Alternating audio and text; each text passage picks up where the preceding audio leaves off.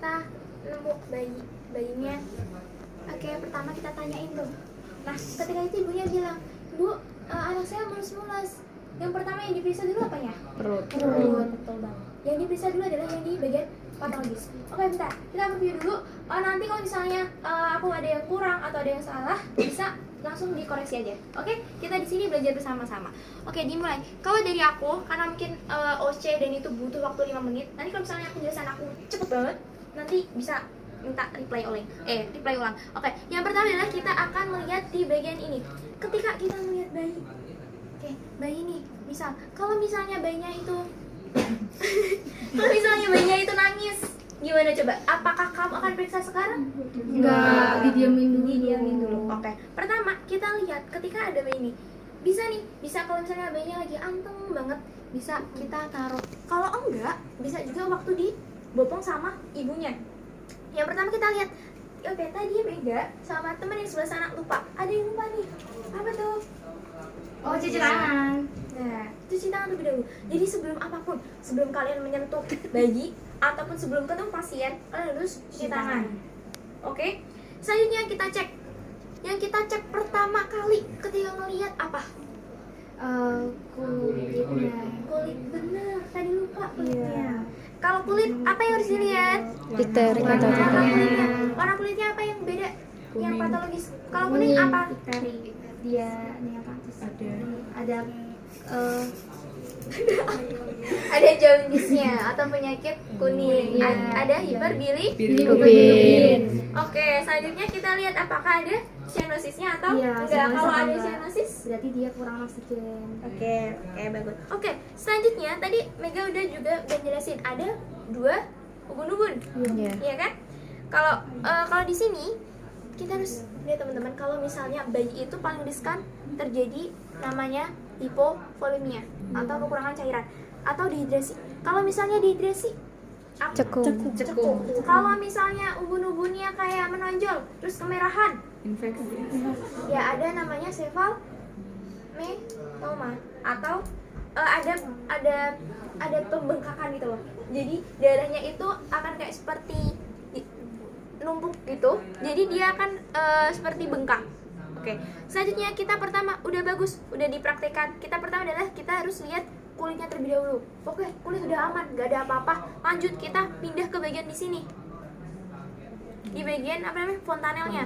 Fontanelnya itu masih terbuka ataupun udah keras atau udah nutup. Kalian harus tahu kapan waktunya ini udah keras, waktunya ini masih terbuka dan lainnya. Dan juga kondisi berkaitan dengan dehidrasi ataupun yang ada pembengkakan tadi. Dan normalnya seperti apa? Oke? Selanjutnya, aduh bingung apalagi ya, kita lihat kebersihan rambutnya, kebersihan kulitnya, warna rambutnya juga boleh. Terus pertumbuhan rambutnya, apakah Merata. jarang, apakah lebat dan lainnya. Oke, selanjutnya kita periksa ke bagian muka. Bagian kepala udah clear, udah sampai itu aja. Oke? Atau mau kalian palpasi juga sama palpasi harusnya. Apakah ada nyeri tekan atau enggak? Oke?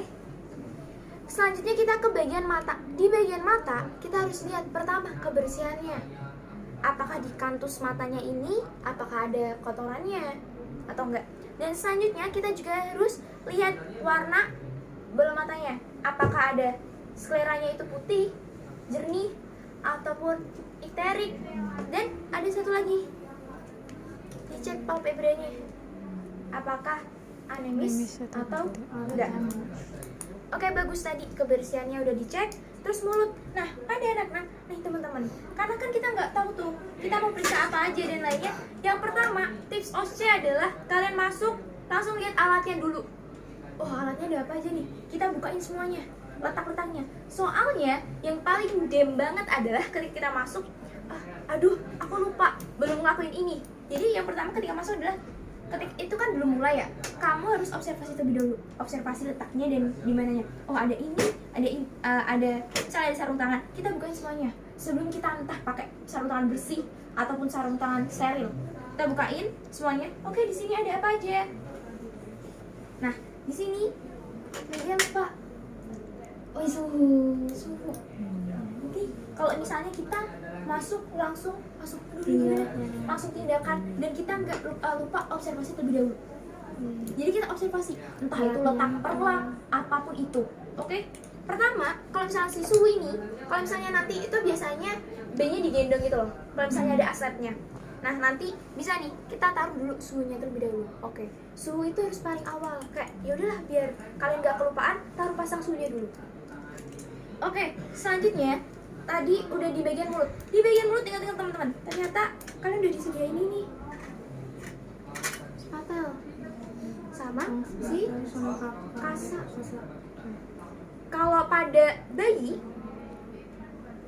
mungkin ini sangat ini ya. Kegedean nggak sih? Iya, belum baca. Sebenarnya aku belum baca untuk apakah si bayi ini aman gak sih kalau misalnya kita cuman ngelindungin tong spatelnya pakai ini. Kalau misalnya pada anak-anak it's okay, kamu lakukan. Untuk melihat apa? Ayo, untuk melihat apa? Lihat tadi ada apa sih itu rongga dia. Nama aparaturnya ada apanya? Salurannya ada apanya? Oke, jadi gini aja. Kalau karena kan ketika kamu periksa ya, melakukan pemeriksaan yang depanmu kan ibunya. Ya udah pakai bahasa kamu aja. Oh ibu, kita cek dulu ya bu mulutnya. Oke, bisa misal ini anak ya, kita dulu. Oh oke bu, di sini ada amandelnya atau enggak? Udah pakai ada kemerahan atau ada bengkaknya atau enggak? Lihat kebersihannya, gigi, gusi, apapun itu. Terus ada lidahnya putih atau enggak? Oke, jenayanya. Oke, itu udah mulut, udah clear. Pertama tips itu. Dan untuk yang menggunakan alat-alat sebenarnya, misalnya untuk menggunakan otoskop ataupun menggunakan ini apa?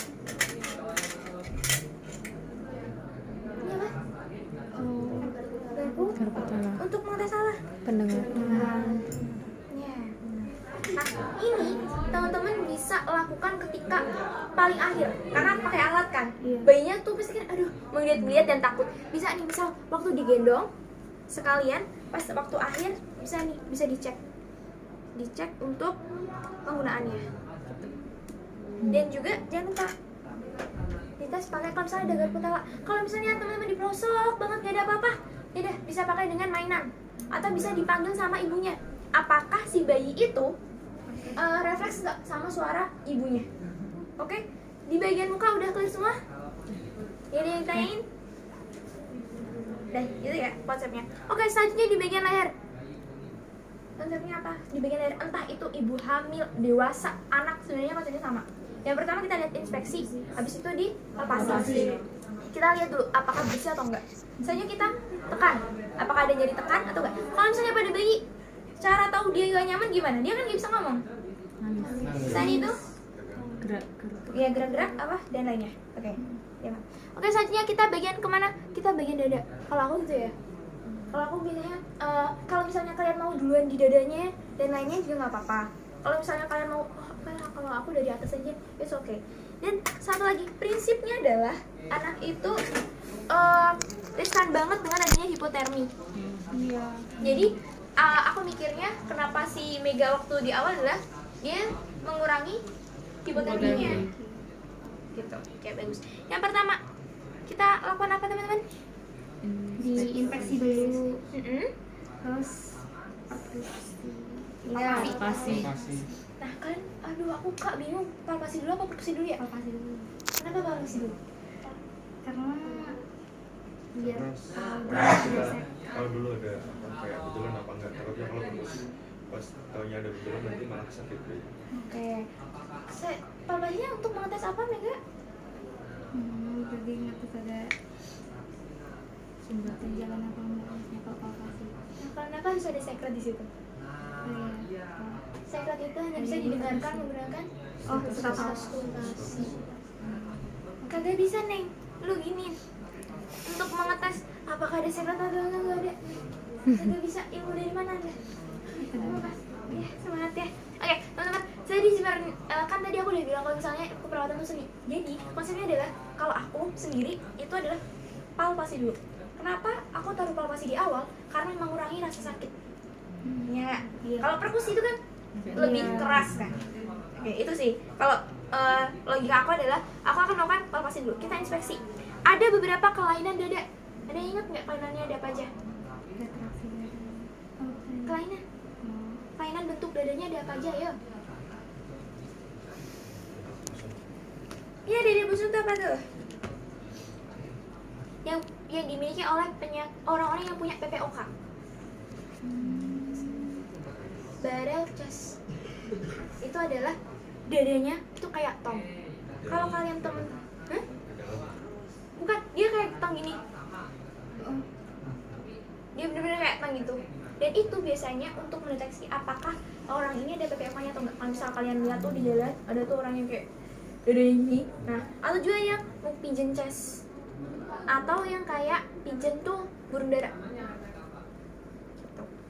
Kita harus lihat dulu berkaitan dengan bentuk dadanya normal atau enggak, ataukah ada kelainan. Dan juga kan ibunya nggak tahu ya reaksi apa ya. Gimana coba harus lihat pergerakan dadanya. Iya, karena ibunya juga nggak tahu gitu. Oke, kita lihat pergerakan dadanya dan lainnya. Oke, selanjutnya kita ada inspeksi apakah ada luka ataukah kotor atau apapun itu. Terus selanjutnya diapain? Di palpasi. Palpasi ada nyeri tekannya atau enggak. Terus itu kita perkusi. Fungsi perkusi untuk apa? Diperkusi. Kenapa harus diperkusi sih? Mengetahui batas. Ya, mengetahui batasnya. Apakah nanti ada pembesaran organ? Pembesaran organ misalnya yang paling kalian, kalau perkusi paru suaranya apa? Itu harus ingat teman-teman. Perkusi paru suaranya paru.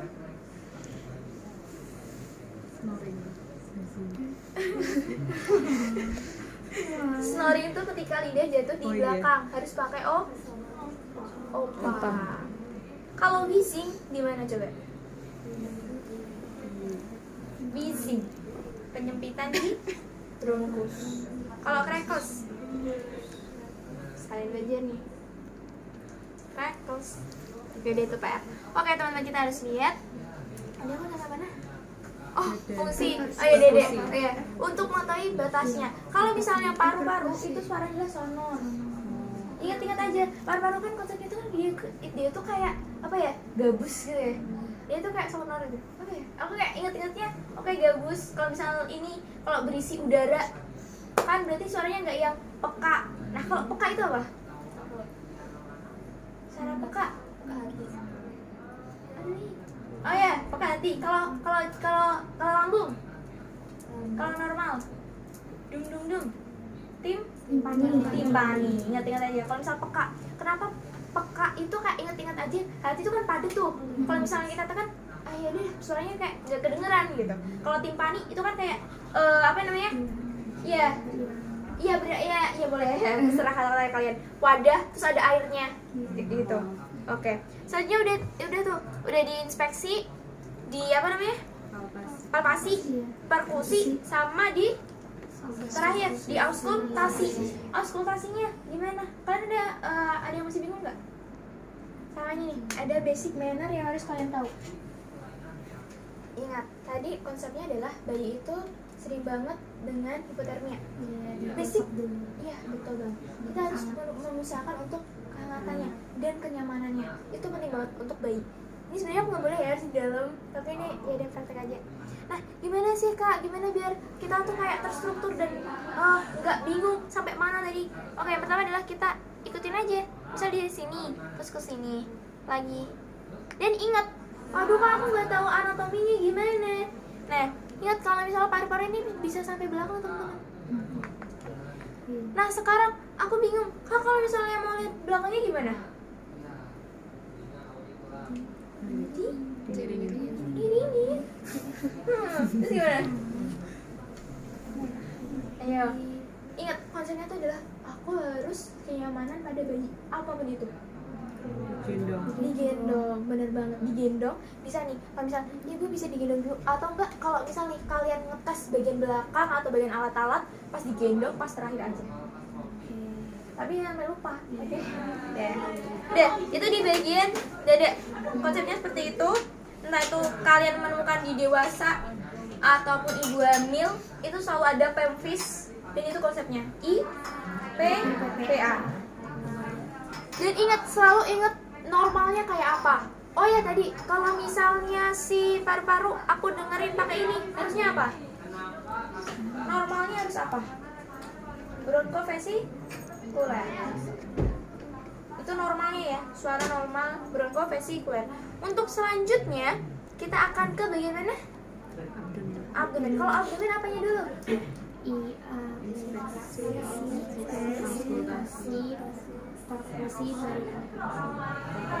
Ya boleh. Ingat konsepnya adalah yang paling nggak nyaman itu ke terakhir. Nah, inspeksi perutnya apa? Perutnya gimana bentukannya dan lainnya, apakah ada luka ataupun ada pergerakannya dan lainnya. Terus selanjutnya di auskultasi. Kalau di auskultasi apanya? Di auskultasi bising usus normal pada bayi berapa? Nah, itu PR kalian. Bising usus normal pada bayi, bising usus normal pada orang dewasa. Kalau pada ibu hamil gimana? Iya, normalnya 15 kah? 45 kah? Kalau misalnya semakin cepat menandakan apa? Pergerakan berisata. Ya, itu menandakan berarti dia ya kelainannya apa? Kalau startingnya cepat, nih konsep ini dia ada di diare. Kalau misalnya peristaltiknya lambat, untuk mengatas apa sih? Konstipasi. Dan tadi teman-teman waktu Mega mencoba mempraktekkan di auskultasi bagian abdomen, entah itu perkusi sama palpasi, ada bagian-bagian yang bingung. Aku harus di mana dulu? Ingat teman-teman, regio perut, regio abdomen itu ada berapa? 4 boleh. Pakai yang 9 juga boleh. Fungsinya untuk apa? Kenapa kalian harus tahu tuh? Oh, letak lambung di mana? Letak usus halus, usus besar di mana? Itu untuk apa? Untuk letak hatinya di mana? Ya, itu sebenarnya ada yang juga. Nah, itu nih teman-teman. Ini sebenarnya adalah cara apa ya namanya? Cara simple kalau misalnya pada orang dewasa, aku tuh emah asam lambung atau enggak sih? Kalian bisa tes sendiri. Dan itu bisa banget buat teman-teman, buat misalnya teman-teman atau yang aduh aku sakit perut, kamu tes aja sendiri. Yang sakit sebelah mana? Dan itu di bagian-bagian itu kalian juga harus apa? Oh, bagian lambung tuh perut bagian kiri atau perut bagian kanan, terus bagian usus tuh bagian atas atau bawah, itu kalian harus ingat itu PR-nya. Jadi untuk apa? Untuk ngetes. Kalau misalnya, oh epigastrik kok sakit. Kalau epigastrik itu ada apanya? Ada lambungnya. Oh mungkin nih asam lambungku naik dan lainnya. Oke. Jadi itu untuk mendeteksi sebenarnya. Kalau misalnya kita raba, aduh kok aku mules ya, terus aku raba nih, aku belum BAB berapa hari sih, perutku akan terasa keras. Itu di mana? Di usus besar. Nah itu kalian bisa tahunya dari mana? Dari bagian-bagian perut itu. Ada 9 regio. Itu kenapa 9? Sebenarnya ada 4. Tapi kenapa 9 itu biasanya lebih iya, semuanya ada kandung pemihnya, 4 juga sama. Biar lebih mudah aja, bagian-bagian itu lebih kecil. Dan satu lagi nih teman-teman, ada namanya tes PSOAS. Ini untuk dewasa sebenarnya. Nggak enak nggak sih? Tes PSOAS ini untuk mengetahui apakah ada yang sakitnya di sini. Ya ini ada ginjal juga. Ayo apa ini? Yang sakit ginjal di sini? Ya apa di sitis? Fungsinya di terus gimana sih kak caranya? Caranya kalau misalnya kamu mengetahui apakah sakit perutku itu disebabkan oleh adanya mah ataupun ada apa namanya si usus buntu, caranya adalah orang nih bisa ditekuk, orang bisa duduk, kakinya ditekuk gini, terus di apa ya, ikan ditekuk terus disonjorin. Apakah sakit enggak? Kalau orang yang usus buntu ditekuk tuh udah sakit banget. Oke, udah paham semuanya? Entah itu perut ataupun abdomen, konsepnya seperti itu. Anak, dewasa sama. Kalian, aku ulangi lagi, kalian harus tahu nilai normalnya berapa. Dan kalau pada anak, tingkat kenyamanannya. Jangan lupa harus segera ditutup. Oke, selanjutnya refleks. Refleks itu ada 4 konsepnya. Yang pertama adalah deep tendon. Kalau orang yang basicnya olahraga pasti tahu tendon tuh apanya, di mananya gitu. Bisa tadi di mana? Patella di mana tadi periksaannya patella? Iya, Patella di mana? di sini. Bisa. Ya, tadi Mega patella nontonnya di mana tadi? Nah, di situ. Salah ya? Salah. patella gimana? Di sini. Tapi loh. Patella sayang. Iya, tadi. Bicep, tricep, patella yang harus kalian tahu. Bicep, kalau misalnya pada orang dewasa nih, giniin. Itu maksudnya harus ini sih. Aku juga kalau misal bicep tuh agak susah untuk apakah bisa pas atau enggak. Tapi kalau patella semua orang bisa tahu sih. Kalau patella, ingat kalau patella itu adalah konsepnya ini harus menggantung. Nanti pada ibu hamil itu juga sama. Jadi ini harus ngegantung ya teman-teman. Jadi harus diangkat, pokoknya ini posisi menggantung, terus diketuk gitu. Nah, selanjutnya itu namanya refleks di tendon. Selanjutnya ada refleks di superficial. Ini ada di buku paket kalian. Buku paket. Kalian tidak dapat PDF-nya nggak? Di panduan. Udah ada PDF-nya kan? Tapi yang khusus pempis.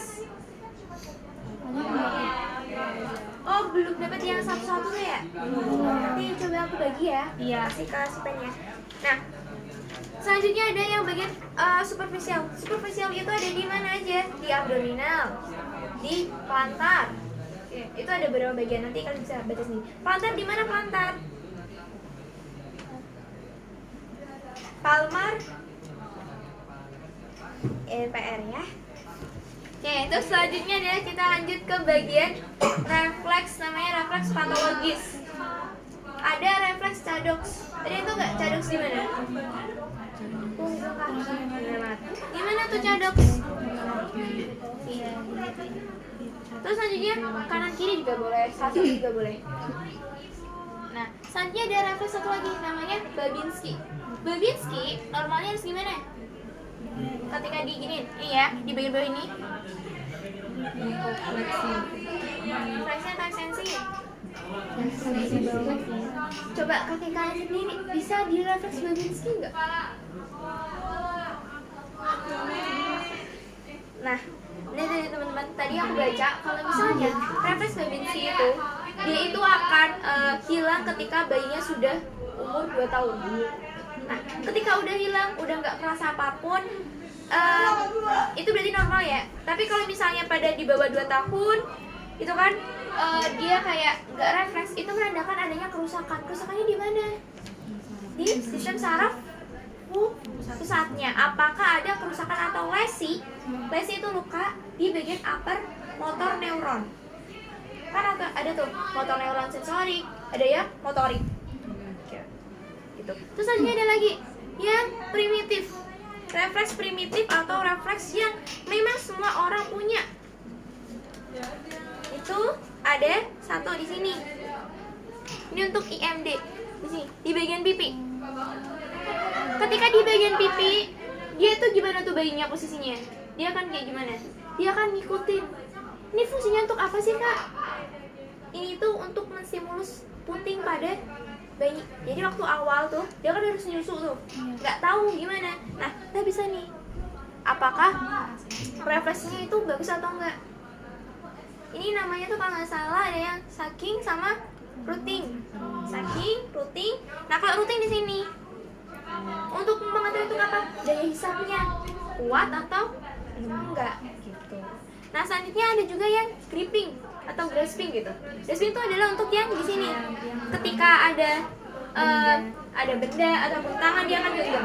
Dikasih roti ataupun apa, itu dia akan genggam. Dan satu lagi teman-teman, kalau misalnya pada bayi itu adalah ketika kalian punya adik adalah hindari untuk yang dibungkus sama apa ini?